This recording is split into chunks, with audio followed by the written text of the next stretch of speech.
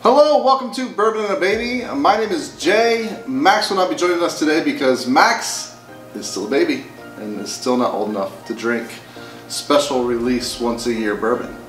I'm coming to you today from the Renaissance of Tiffin. It's a 1920s Prohibition era bourbon bar in the heart of downtown Tiffin. So if you're ever in Tiffin, Ohio, please stop by.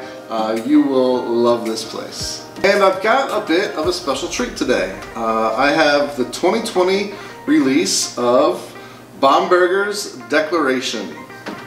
Bomberger's Declaration bourbon, this is actually produced by Michter's, and again, it's a special release. They release it once a year as far as I know. It's a small batch. There are, how many bottles? 1,759 bottles of this made. This is bottle 1005. And so yeah, it's 108 proof or 54%. And this is kind of paying homage to the original Michter's distillery. At one point was a Bomberger's distillery.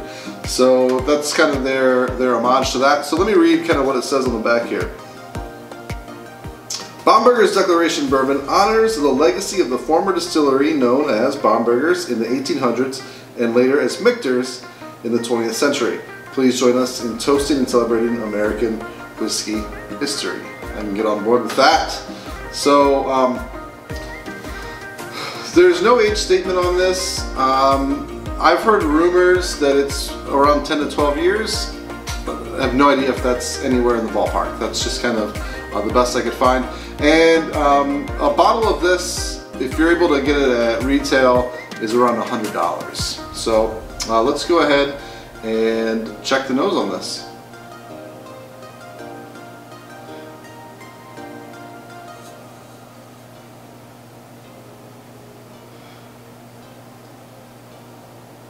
It has a really interesting nose. Quite different than what I would think of a traditional bourbon. There's a lot less of like the caramel and vanilla sweetness you get off of a traditional bourbon, and there's more of like of a dried fruit and a like peppery baking spices notes coming through. There is a little bit of ethanol, but that fades as it opens.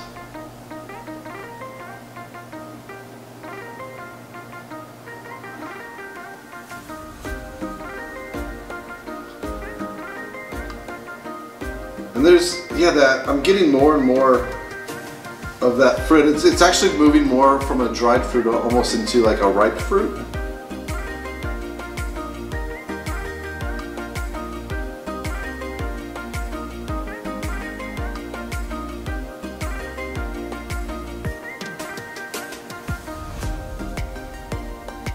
Yeah, ripe fruit, heavy pepper, like black pepper and baking spices.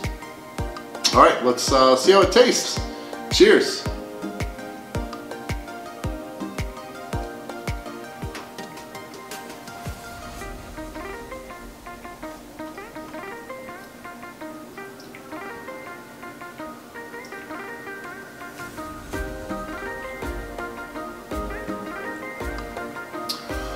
A lot more oak forward on the palate than I got on the nose. I definitely pick up a lot of oak on this, which can indicate that it is an older product. It's very dry, and yeah, it's interesting. It packs for 108 proof. I'd say it punches above its weight class. If I were to guess, I would have guessed this higher. I would have guessed this closer to the 120 range. So yeah, definitely packs some heat. Really, really oaky. And they do use, one of the things they do differently with this release is that they use a different type of oak. Not all of it, but it's called I know I'm going to get this wrong. It's called chinkapin oak. I don't know much about it. I don't know what different flavors it imparts, but I know it's not traditionally the type of oak used for maturing bourbon. And apparently, when they started doing these Bomberger's releases, they would have a small portion of the blend being from the chicken pen oak, and then each year they're trying to introduce more of that into the blend, from what I understand. So, so this is, I think, kind of some of the differences I'm picking up from a traditional bourbon might be from that chicken pen oak. Easy for me to say.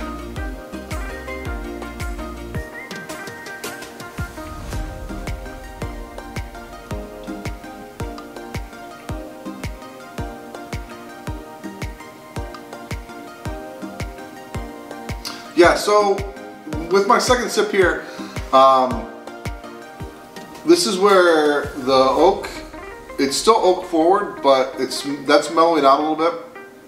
But I'm getting more of the black pepper and more of the baking spices. The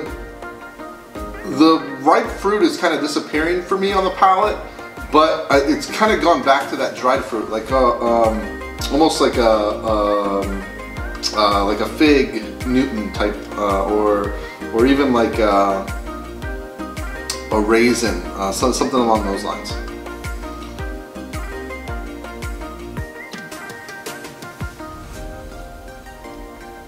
And it's got this this little bit of funkiness to it that's hard to explain. If you've ever had a quote-unquote dusty bourbon, like something from the 1980s or whatever, a lot of those tend to have this kind of funk to it, and I get a little bit of that on this as well. So to be honest with you, as excited as I am to be able to review this, and as grateful as I am to be able to have some here, this isn't one of my favorites. In fact, if I were at $100 a bottle, if I was looking for something from Michter's in that price range, I'm gonna actually spend about an extra 25 bucks, and I'd prefer to buy the Michter's 10 over this. So, but that's my palate. If this sounds like it's something up your alley, then I would almost compare this more to like, it kind of reminds me of some Four Roses type characteristics, especially like the Four Roses single barrels, which don't tend to always kind of be my favorite type of bourbon. So if that's something that you lean more towards, then this is probably right up your alley. But very oaky, spicy, and then dried fruit. All right, I'm gonna drink the last of this. Cheers.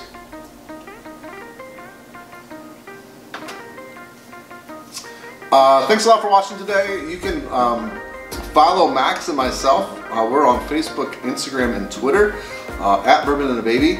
You can also subscribe to this channel. That would be so greatly appreciated. And last but not least, you can get yourself some Bourbon and a Baby merchandise, some great t-shirts and other things at our shop on Spreadshirt, and I'll throw that link in the description below. Oh, and lastly, leave me a comment below. Have you had this year's Bombergers, the 2020 release, or any previous releases? What are your thoughts on it? Let me know, because I'd be really curious to find out. Or is this something that's on your radar? Have you ever heard of this, or anything along those lines? So yeah, hit me up in the comments below.